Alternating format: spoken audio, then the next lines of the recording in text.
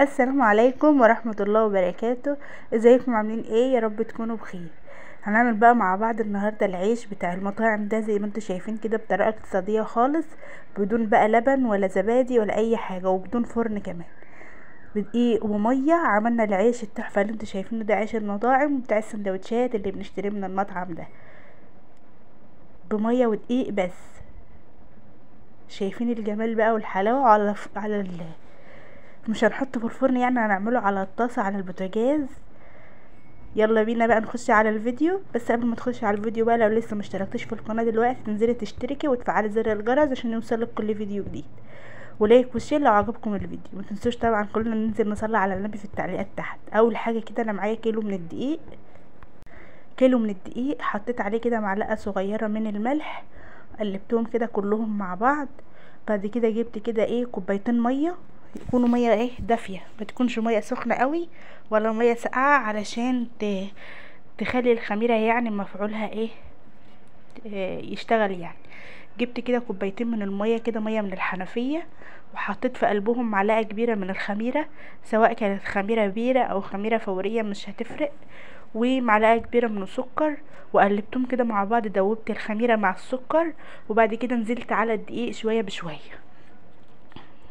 هقول لكم في الاخر الدقيق ده اخد معايا ميه قد ايه، بدون بقى لبن ولا زبادي، والعجينه هتطلع معايا طريه، العيش هيطلع معايا طري. وبدات كده انزل الميه شويه بشويه، والم العجينه كده زي ما انتوا شايفين.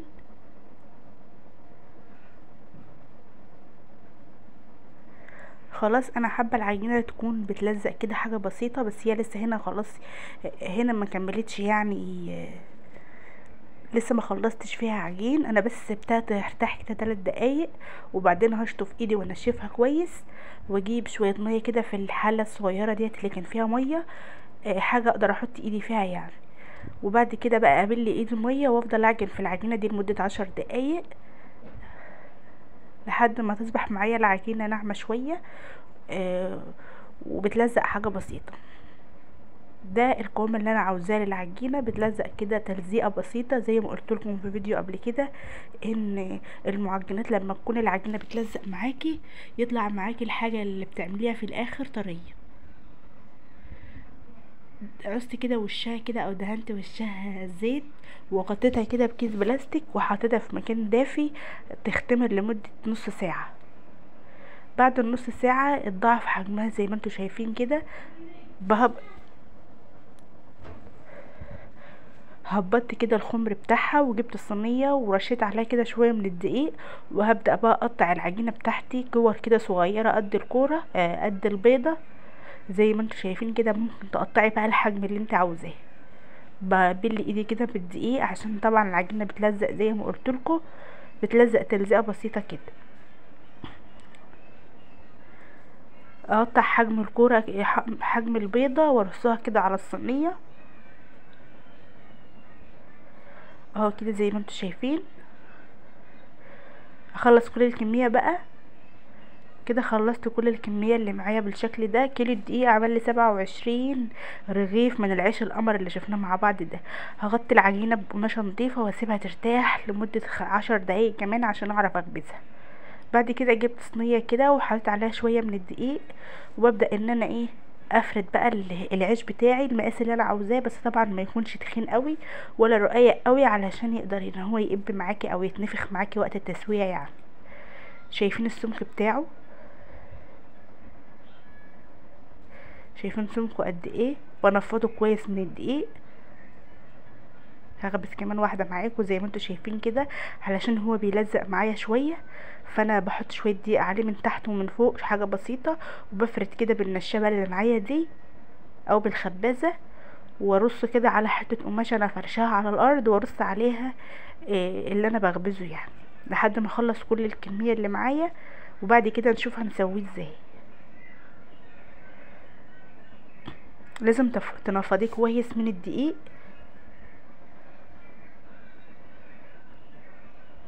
كده زي ما انتوا شايفين معايا كده بالطريقه دي. والله العظيم بجد شويه عيش تحفه.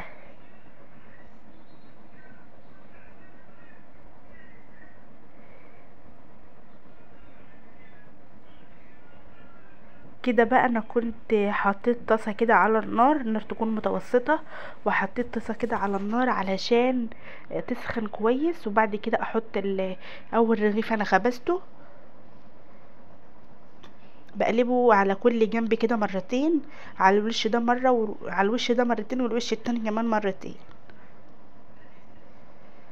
شايفين بقى بسم الله ما شاء الله هو بيتنفخ كده معاكي زي البالونه بجد، تحفه. شايفين؟ هقلبه على الجنب ده مرتين والجنب ده مرتين عشان ياخد معايا اللون الحلو. النار تكون متوسطة.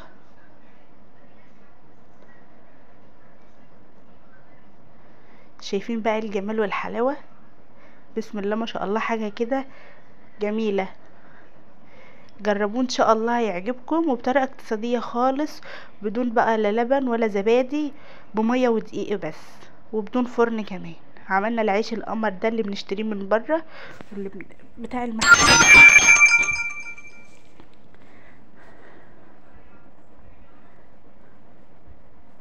شايفين بقى الجمال؟ بتحركيه من هنا لهنا علشان ما ياخدش معاكي لون او يتحرق منك قبل ما يستوي.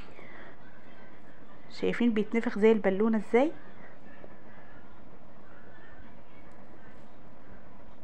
بتطلعيه كده بقى على فوطه نظيفه، وتطلعيه بقى عليه علشان يفضل معاكي طري.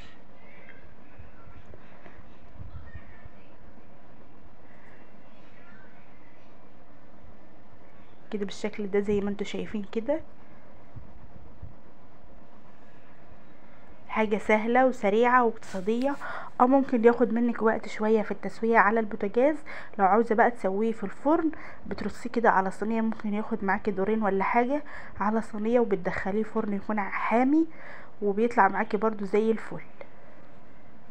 شايفين بقى الدقيق عامل عليه كده على وشه ازاي؟ عشان كده بقول لكم لما تيجوا تعملوه نفضوه كويس من الدقيق.